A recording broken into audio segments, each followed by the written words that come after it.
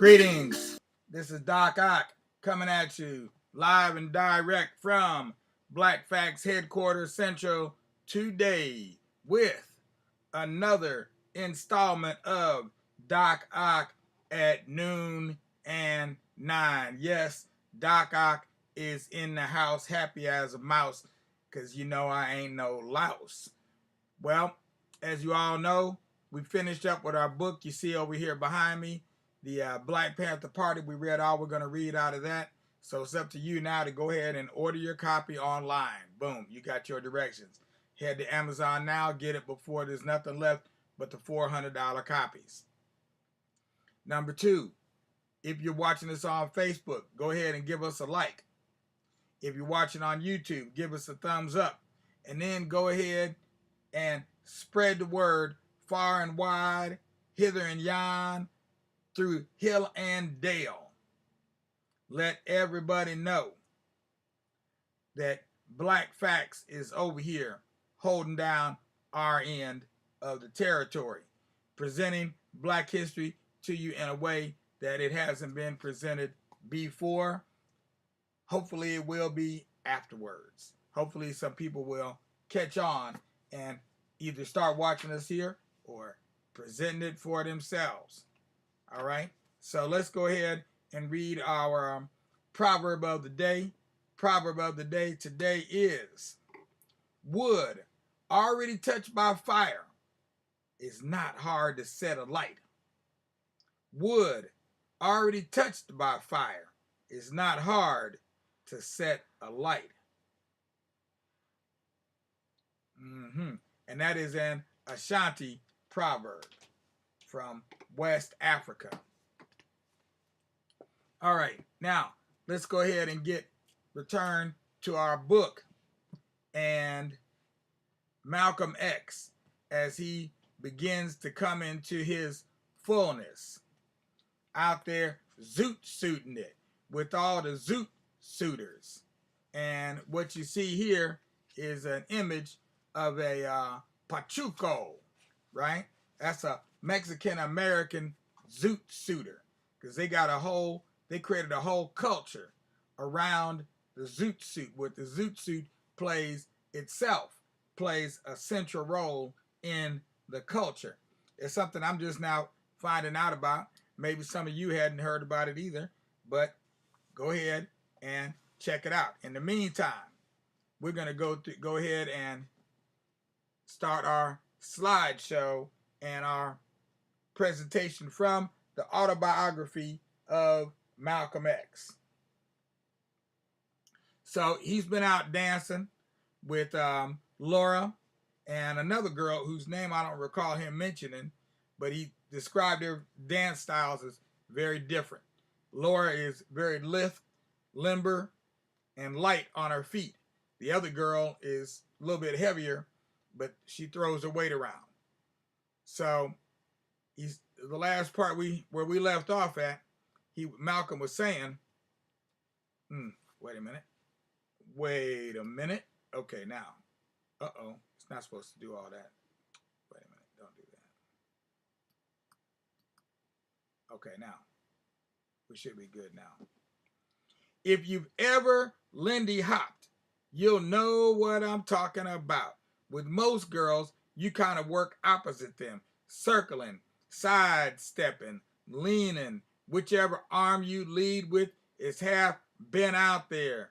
Your hands are giving that little pull, that little push, touching her waist, her shoulders, her arms. She's in, out, turning, whirling wherever you guide her. With poor partners, you feel their weight. They're slow and heavy. But with really good partners, all you need is just a push-pull suggestion. They guide nearly effortlessly, even off the floor and into the air, and your little solo maneuver is done on the floor before they land. When they join you, whirling right in step. I danced with plenty of good partners, but what I became suddenly aware with Laura was that I'd never before felt so little weight. I'd nearly just think a maneuver, and she'd respond. Anyway, as she danced up, down, under my arm, flinging out, while I felt her out and examined her style, I glimpsed her footwork. I can close my eyes right now and see it, like some blurring ballet. Beautiful. And her lightness, like a shadow, my perfect partner. If somebody had asked me, would have been one who handled as lightly as Laura and who would have the strength to last through a long, tough showtime. But I knew that Laura wouldn't begin to be that strong. In Harlem, years later, a friend of mine called Sammy the Pimp taught me something I wish I had known then to look for in Laura's face. It was what Sammy declared was his infallible clue for determining the unconscious, true, quote-unquote, personality of women. Considering all the women he had picked out of crowds and turned into prostitutes, Sammy qualified as an expert. Anyway, he swore that if a woman, any woman, gets real carried away while dancing, what she truly is, at least potentially, will surface and show on her face. I'm not suggesting that a lady of easy virtue look danced to the surface in Laura, although life did deal her cruel blows, starting with her meeting me. All I'm saying is that it may be that if I'd had been equipped with Sammy's ability, I might have spotted in Laura then some of the subsurface potential destined to become real that would have shocked her grandma. A third of the way or so through the evening, the main vocalizing and instrumental stylings would come. And then showtime, which when only the greatest Lindy Hoppers would stay on the floor to try and eliminate each other. All the other dancers would form a big U with the band at the open end. The girls who intended to compete would slip over to the sidelines and change from high heels into low white sneakers. In competition, they never could survive in heels. And always among them were 4 or 5 unattached girls who would run around trying to hook up with some guy they knew could really Lindy. Now Count Basie turned on the showtime blast, and the other dancers moved off the floor, shifting for good watching positions, and began their hollering for their favorites. All right, now, Red, they shouted to me, go get 'em, Red. And then a freelancing Lindy girl I danced with before, Mamie Bevels, a waitress and a wild dancer, ran up to me. With Laura standing right there, I wasn't sure what to do. But Laura started backing away toward the crowd, still looking at me. The Count's band was wailing. I grabbed Mamie and we started to work. She was a big, rough, strong gal, and she Lindied like a bucking horse. I remember the very night that she became known as one of the Showtime favorites there at the Roseland. A band was screaming when she kicked off her shoes and got barefooted and shouted and shook herself as if she were in some African jungle frenzy. And then she let loose with some dancing, shouting with every step until the guy that was out there with her nearly had to fight her to control her. The crowd loved any way out Lindian style that made a colorful show like that. It was how Mamie had become known. Anyway, I started driving her like a horse, the way she liked. When we came off the floor after the first number, we both were wringing wet with sweat, and people were shouting and pounding our backs. I don't know what happened there. I remember leaving early with Laura to get her home in time. She was very quiet, and she didn't have much to say for the next week or so. When she came into the drugstore, Even then, I had learned enough about women to know not to pressure them when they're thinking something out. They'll tell you when they're ready. Every time I saw Ella, even brushing my teeth in the morning, she turned on the third degree. When was I seeing Laura again? Was I going to bring her by again? What a nice girl she is. Ella had picked her out for me. But in that kind of way, I thought hardly anything about the girl. When it came to personal matters, my mind was strictly on getting sharp in my ZOOT as soon as I left work and racing downtown to hang out with Shorty and the other guys and with the girls they knew a million miles away from the stuck-up hill. I wasn't even thinking about Laura when she came up to me in the drugstore and asked me to take her to the next Negro dance at the Roseland. Duke Ellington was going to play, and she was beside herself with excitement. I had no way to know what was going to happen. She asked me to pick her up at her house this time. I didn't want any contact with the old grandma she had described, but I went. Grandma answered that door. An old-fashioned, wrinkled black woman with fuzzy gray hair. She just opened the door enough for me to get in, not even saying as much as, "Come in, dog." I've faced armed detectives and gangsters less hostile than she was. I remember the musty living room, full of those old Christ pictures, prayers woven into tapestries, statuettes of the crucifixion, other religious objects on the mantle, shelves, tabletops, walls, everywhere. Since the old lady wasn't speaking to me, I didn't speak to her either. I completely sympathized with her now, of course. What could she have thought of me in my ZOOT and conch and orange shoes? Oh, yeah, orange shoes. Mm, mm, mm, mm, mm. She'd have done us all a favor if she had run screaming for the police. If something looked as I did then ever came knocking at my door today, asking to see one of my 4 daughters, I know I would have exploded. Okay? I would just straight out explode. You hear me? I ain't lying. When Laura rushed into the room, jerking on her coat, I could see that she was upset and angry and embarrassed. And in the taxi, she started crying. She had hated herself for lying before. She had decided to tell the truth about where she was going, and there had been a screaming battle, a screaming battle with Grandma.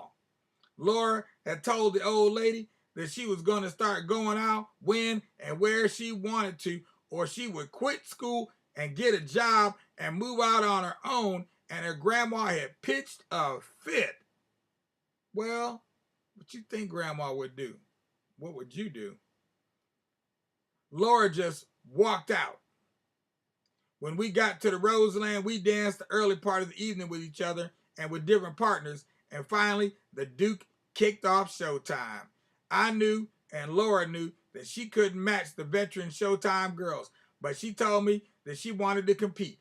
And the next thing I knew, she was among those girls over on the sidelines, changing into sneakers. I shook my head when a couple of the freelancing girls ran up to me. As always, the crowd clapped and shouted in time with the blasting band, "Go Red, go! Go Red, go! Go Red, go! Go Red, go!" You know how they go. You know how we do. Partly it was my reputation, and partly Laura's ballet style of dancing that helped to turn the spotlight and the crowd's attention to us. They never had seen the feather lightness that she gave to Lindy, a completely fresh style, and they were connoisseurs of styles. I turned up the steam. Laura's feet were flying. I had her in the air, down, sideways, around, backwards, up again, down, whirling. The spotlight was working mostly just us. I caught glimpses of the 4 or 5 other couples, the girls jungle strong, animal-like, bucking and charging, but little Laura inspired me to drive to new heights. Her hair was all over her face. It was running sweat. I couldn't believe her strength. The crowd was shouting and stomping. A new favorite was being discovered. There was a wall of noise around us. I felt her weakening. She was leaning like a fighter out on her feet, and we stumbled off to the sidelines. The band was still blasting. I had to half carry her. She was gasping for air. Some of the men in the band applauded. Some of the men in the band applauded. Yeah. Now that's funny. And even Duke Ellington half raised up from his piano stool and bowed. Oh, you're making me cry. If a Showtime crowd liked your performance, when you came off, you were mobbed, mauled, grasped, pummeled, like the team that's just taken the series. One bunch of the crowd swarmed Laura. They had her clear up off her feet, and I was being pounded on the back when I caught this fine blonde's eyes. Oh, shucks. This one I'd never seen among the white girls who came to the Roseland black dances. She was eyeing me levelly. Now, at that time in Roxbury, any black ghetto in America, to have a white woman who wasn't a known common hoe was for the average black man at least a status symbol of the first order. And this one, standing there eyeing me, was almost too fine to believe. Shoulder length hair, well built, and her clothes had cost somebody plenty. It's shameful to admit, but I had just about forgotten Laura when she got loose from the mob and rushed up, big-eyed, and stopped. I guess she saw what there was to see in that girl's face and mine as we moved out to dance. I'm going to call her Sophia. She didn't dance well, at least not by Negro standards, but who cared? I could feel the staring eyes of other couples around us. We talked. I told her she was a good dancer and asked her where she'd learned. I was trying to find out why she was there. Most white women came to the black dances for reasons I know, but you seldom saw her kind around there. She had vague answers for everything, but in the space of that dance, we agreed that I would get Laura home early and rush back in a taxi cab. And then she asked if I'd like to go for a drive later. I felt real lucky. Laura was home, and I was back at the Roseland in an hour flat. Sophia was waiting outside. About 5 blocks down, she had a low convertible. She knew where she was going. Beyond Boston, she pulled off into a side road and then off into a deserted lane and turned off everything but the radio. Well, we'll just say this is to be continued right here. Yep, because it seems like y'all done had enough for today. I don't know if you could take any more.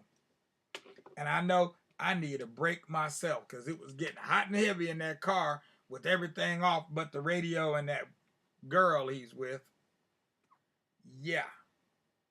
Well, at any rate, as I said, Malcolm is now coming into his manhood. He's coming into his own right here in Boston, right there in Boston, Massachusetts. So we'll see what happens next. Now, you know, the month is getting ready to end. We don't have that many more. We won't have that many more presentations to read out of this book. So we're not even going to get halfway. We're about 1/4, maybe 1/4 of the way through the book so far. So we haven't read very much. But as you can see, it's a good book. He's very descriptive, uses a lot of adjectives to describe the way things look, like those orange shoes he was wearing. Orange shoes. Okay. So it's pretty lively. And tonight we got another special presentation. I thought I brought the book down here with me. Apparently I didn't bring it with me. The book is called Before Betty X. So we're going to read about Malcolm's true love, his true love, his after prison love, the love of his life, his widow. Um, may Jah rest her soul, Dr. Betty Shabazz. So we're going to read about her tonight. So be black here at 9 when everything's going to be real fine. And I'm going to go ahead. We're going to read a little bit more of Betty Before X. And that book is written by Ilyasa Shabazz. So one of Malcolm and Betty's 6 daughters. Yeah. So we're going to get the inside scoop. It was a real good read starting out last night. I can't imagine that they're going to, it's going to be any, it's hard to imagine it being any better tonight, but I'm quite sure it will be. So be here, don't be there, because if you are, you know you a square. Meanwhile, y'all know what you need to do. Go ahead, give us a like if you're watching on Facebook. Give us a thumbs up if you're on the tube, which is where you should be if you want to see the full presentation with all the graphics. And then last but not least, let's make sure to give our support to Black Facts Educational Research Incorporated, a organization, a 501c3 organization dedicated to preserving, expanding, extending, disseminating, spreading the knowledge of Black history all through the land. If you want to be a sustaining member, it's easy to do. There's a number of places to do it at, starting with YouTube. There's a link in the description. Click the link. It takes you to our website. When you go there, click the link on the top of the page. It says donate. If you're on Facebook on your phone, go to your Facebook notifications and you'll see a notice there about how to make a donation. If you're on Facebook and you're on your computer, at the bottom in the description, no, not the description, below each live stream, you'll find a link there. You can make a donation. And please, you can make a one-time donation, but it's even better if you make a recurring donation. $5 a month, $10, $15, $20 a month. It's something you won't miss, but we would be very much appreciative of, because we need to establish a base of sustaining members, and that will make you a sustaining member of Black Facts. In the meanwhile, this is Doc Ock signing off. We'll be black tonight at 9. We hope everything between now and then is going to be real fine. Peace out, y'all, as we do our extra.